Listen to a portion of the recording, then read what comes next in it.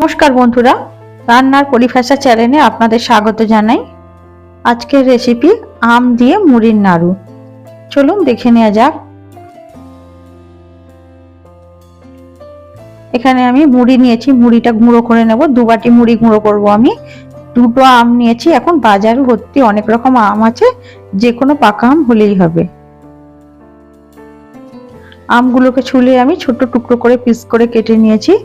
Mixing জারে নিয়ে নিয়েছি। আমের পাল্পগুলো বের করে নেব। আপনারা যে কোনো পদ্ধতিতে হোক আমের পাল্পটা বের করলেই হবে। আর যদি আমে আঁশ থাকে তো আমটাকে একটু ছেঁকে নিতে হবে।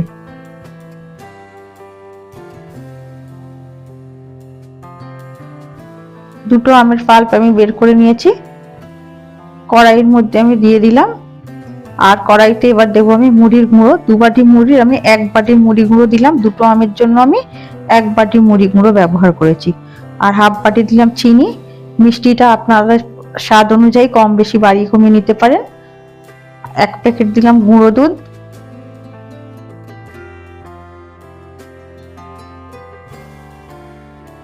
হাফ লিটার দুধের ছানা কাটিয়ে ছানাটাকে একটু মেখে রেখেছিলাম, ছানাটা দিয়ে দিলাম। একটা এলাচের খোসা ফেলে এলাচের দানাগুলো থেঁতো করে এটাও দিয়ে দিলাম।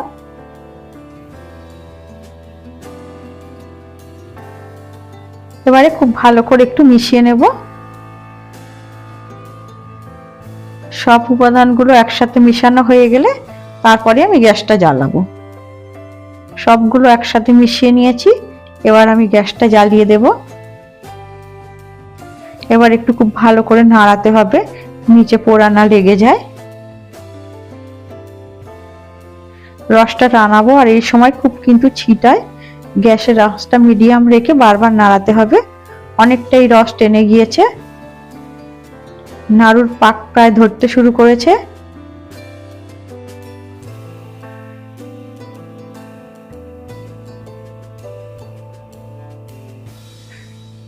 নাড়ুর পাক প্রায় হয়ে এসেছে। যখন হয়ে আসবে, হাতা খুন্তির সাথে উঠে আসবে, তখনই নামিয়ে নিতে হবে। আমি একটি থালাতে ঘি লাগিয়ে নিয়েছি। এবার আমি এটা নামিয়ে নেব থালার মধ্যে।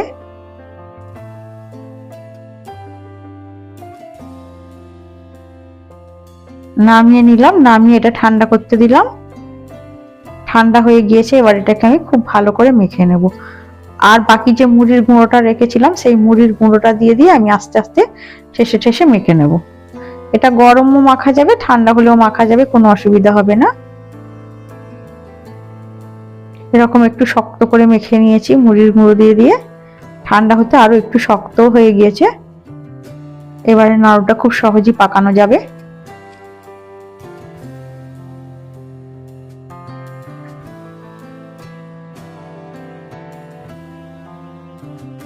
আগে আমি সবগুলো টুকরো টুকরো করে কেটে নেব।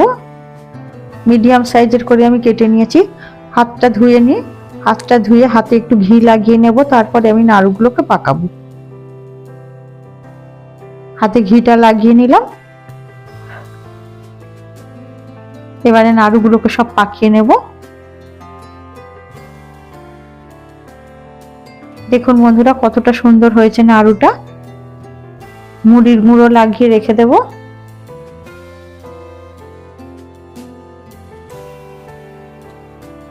নাড়ুর পাক যদি ঠিকঠাক হয় তো পাকাতে কোনো অসুবিধা হবে না, একদম ইজি পাকানো হয়ে যাবে।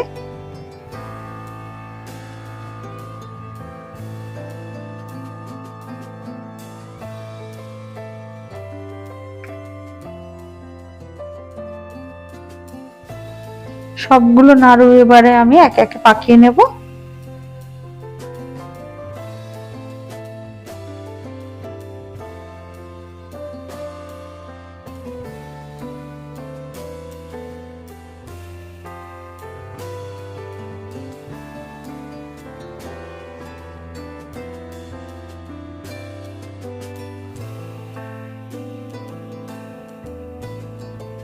সবগুলো নাড়ু আমার পাকানো হয়ে গিয়েছে।